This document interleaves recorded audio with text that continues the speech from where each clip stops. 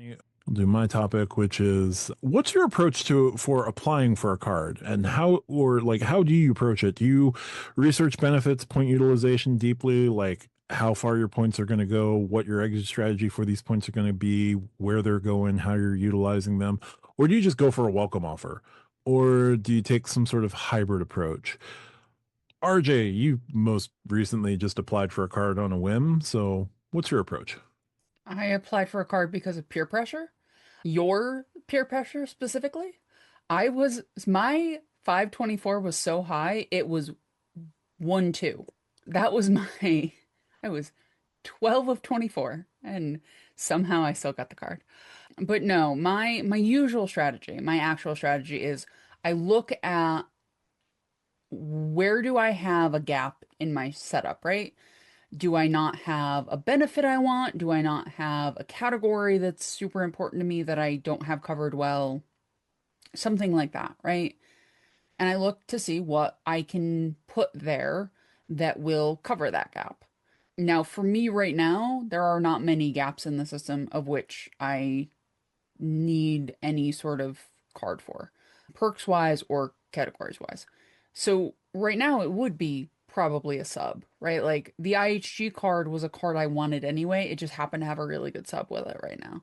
So the business green was 100% about the sub. That card will be gone the minute I can get rid of it. Even if I can upgrade it to a business gold, the business gold will then be gone the minute I can, just because not a card that I need, but the sub was really nice. So, as of right now and going forward, my process for applying is going to be, is this better or does it make my life better than what is currently in my lineup? Because if it's just a lateral move, if it's not, if we're talking about a pawn versus a queen or a knight, then the pawn is not going to win. If it's a 3% bump in my overall life on a scale of 1 to 100, 3% is not getting us there. We get into 30, 40% better. Now we have something to talk about. So it's going to be really hard to get me to apply for cards coming up. As much velocity as I have had in the last 12 to 18 months, it's going to be really hard to get me to apply for something coming up. Mostly because the companies are all going to tell me no. But outside of that, just my setup is really solid right now. So when your setup is solid, unless you're sub hunting, it's really hard for a card to make you actually want to apply. So that is where I am right now. Nope, that definitely makes sense. Lonnie, your approach. Yeah, Matt, I think you're the one person that's not me that knows my approach better than anyone, but I research and then I research it again. And then I literally, and this is not me trying to say I don't need it, but I try to talk myself out of it. And if I can talk myself out of it, i.e., I don't find value, I don't find an extra benefit, I don't find a way that it can enhance a specific aspect within my travel setup or my travel journey or my travel experiences. If I can find that, then I might talk myself out and not necessarily talk myself out of it. It's, oh, I don't necessarily need it. But if I can't, then it definitely adds something in which I can use. And so for me, when I'm thinking of getting a new card, there's multiple ways of looking at it. Bonus categories, time of year. Just makes sense. Longevity is a huge one for me. I'm not someone that wants to just get a card and then turn it 12 months later plus a day or even 24 months later. I want it for a reason and I want it for the long haul. As one, it just becomes part of my everyday travel experience. And at the current moment, I have, excuse me, I have multiple cards that hit different aspects of this is the card that I use to take to Lyft to get to the airport. This is the card that I don't really need to check in with a credit card anymore, but I used to have to check in with a credit card to make sure I got my free check back. Then this is a card that I use at the airport because it may have got me previously got me money off at a Priority Pass restaurant, or this card gets me into these lounges, maybe this X lounge or Y lounge or Z lounge.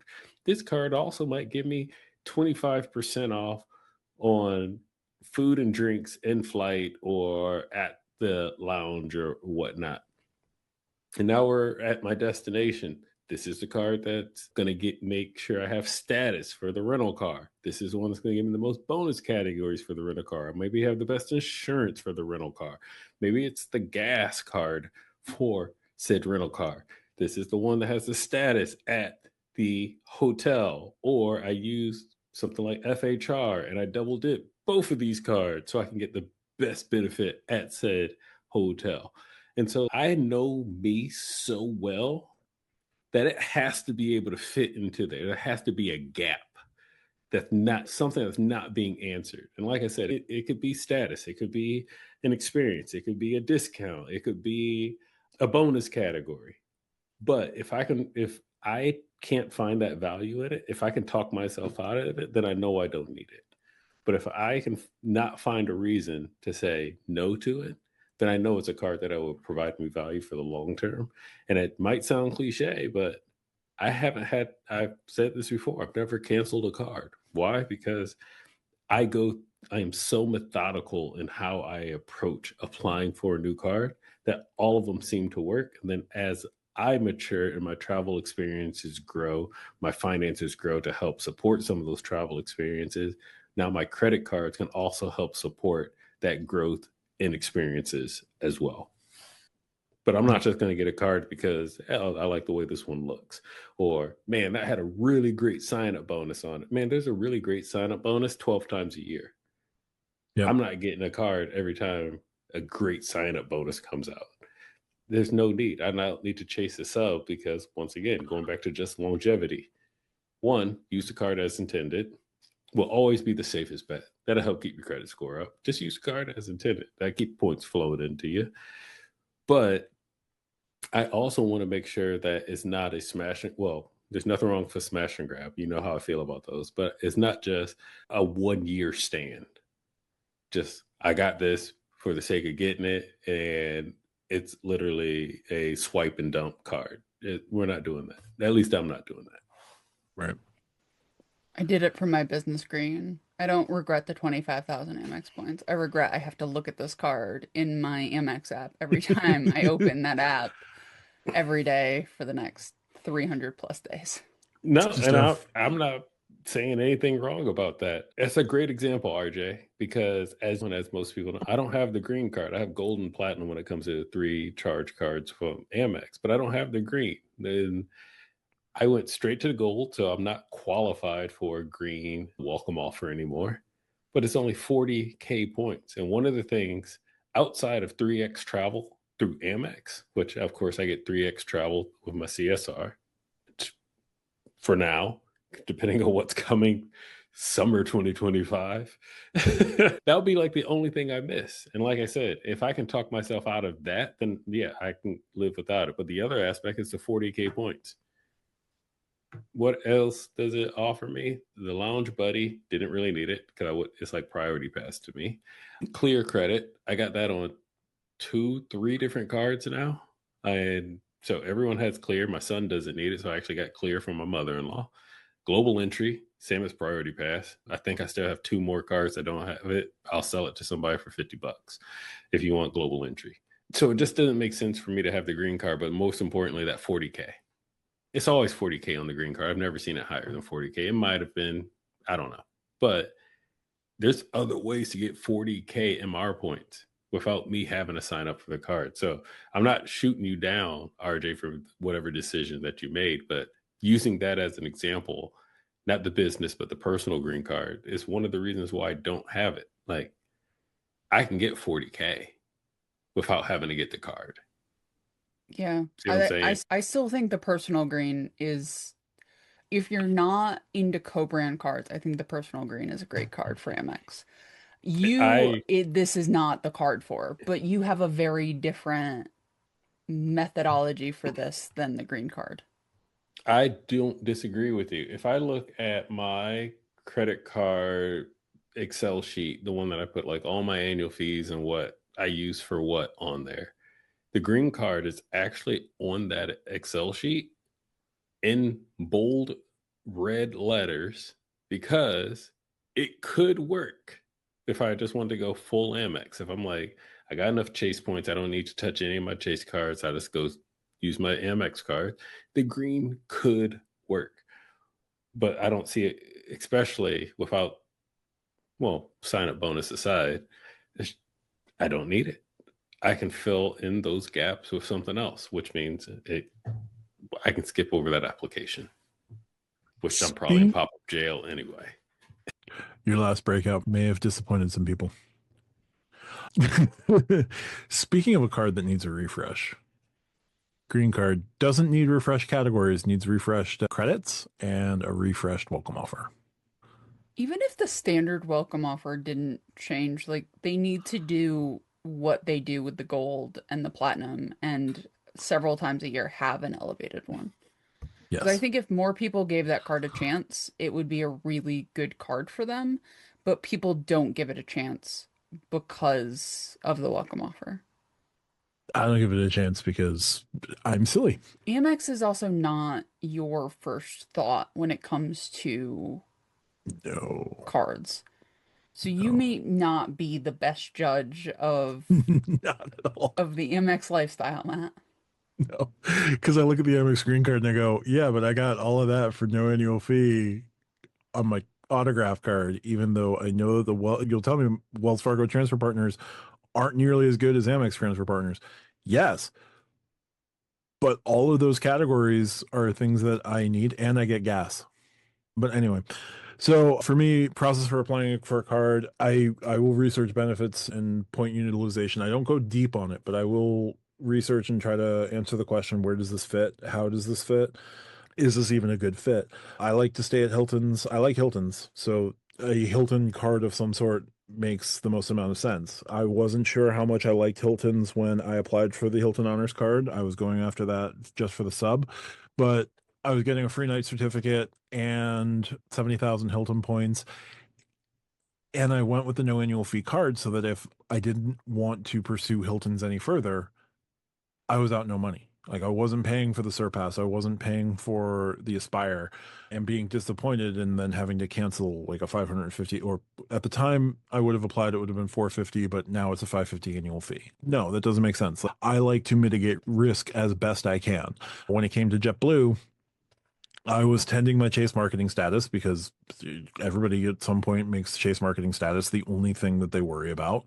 And so I went for the business card, but the business card fit with what I wanted to do because it would give me that 10% redemption back. It would give me the free check bags that I wanted. I could get check bags for companions on my reservation. I got 50% off in-flight purchases. So like the business card made a lot of sense and it was a good welcome offer for me. So now it's a question of what cards fit where. And Lonnie, if the card doesn't fit, like how do I absolutely need it? And a lot of card welcome offers have come and gone. I have been very interested in some things. Like the only one that really tempts me is the double cashback everything on the Freedom Unlimited, because it is the perfect guardian card. Like you get that card, you do not have to worry about it for anything for a year. Like you just run everything through that card. If you're not traveling, if you're not worried about welcome offers, if you just need like a card to chill out for a year, that welcome offer is perfect. But that only comes up every so often. So for me now, it's a question of like, how does it fit? Where does it fit? Is there a good welcome offer? Because I will go out of my way for a relatively strong welcome offer as long as I can utilize those points. Like elevated ink offers right now, I would be going after elevated ink offers. Looks like there's going to be a new ink card or a new Chase business card. The spend on it, I think, is going to be absurd. So I don't know if I can make that work for myself, but that is now something I'm going to be looking at when that card is officially announced. So it's just a question of like, how does the card fit? Where does the card fit? If it doesn't fit, I don't go after it. There are tons of really good cards out there. The Aeroplan card is a great card. It doesn't fit what I want to do.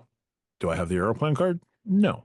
As JetBlue and United potentially, like if JetBlue and United eventually merge, like a United card will make sense for me to get. Until that happens, I can get by with the JetBlue card. Now, I may be more inclined to get a United card just in case there's interesting value with that relationship that I could further extract with a United card.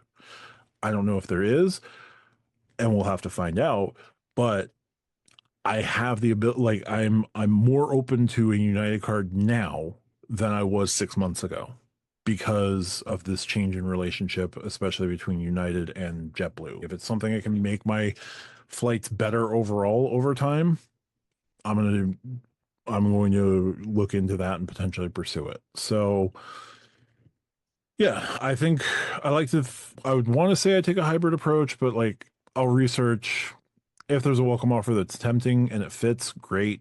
But I don't go out of my way to smash a welcome offer. I'm not going out of my way to smash a welcome offer anytime soon. I did that with the Blue Business Plus because American Express contacted me and was very adamant that I was pre-approved for the Blue Business Plus and found out what the credit line I would get. And I got an elevated welcome offer on that by about 10,000 points. And so I was like, all right, I'll grab that because I can use those points elsewhere. Am I going to be doing that anytime soon? I don't think so. So, yeah, I took a pretty big research, but I don't research to Lonnie's extent. I do not have plan A, plan B. I do not have plan A, plan C, alternate plan B, and then wondering if there's ever a card that would make me consider a plan D. So we have the small, medium, and large approach. Yeah. Well, at the same time, not to justify my statement, but credit cards are an investment in multiple levels. And so I don't want to, like a real investment in the stock market, you don't want to make a bad bet. Yeah. It happens, and it's okay if it does. I know plenty of people that have gotten a card, including myself, that have gotten a card. And it's like, why do I have this? Why did I get this? And I've talked about that first student card that does nothing for me. Still to this day, except for help my credit report. It does literally nothing else. And they won't cancel it. RJ, who do I gotta call? They won't. Call them and say, can you please cancel this card? And they'll cancel it. Nah, I would probably just be like, what's the $0 cashback card? I'll see if I could just product change it to that. And I still wouldn't. Yeah, and I still wouldn't use the damn thing. There you go. It is a very nice looking card, though. The Blue Cash Every Day is a very nice looking card. I haven't even seen it. Maybe I'll look it up. But it's an investment.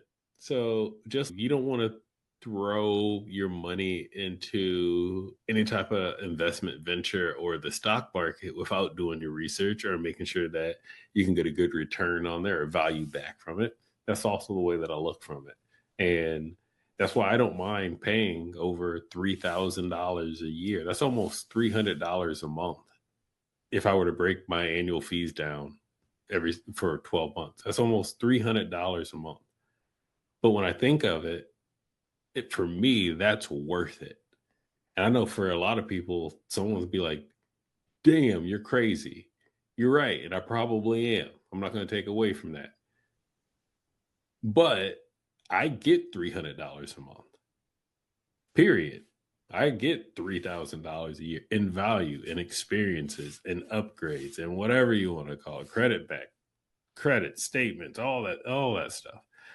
So it has to be able to work for me to fit into that large of an investment, which is super important because I spend so much money on it, for me to be able to hit that apply button and say, okay, you can come join my club. No, that's fair. RJ,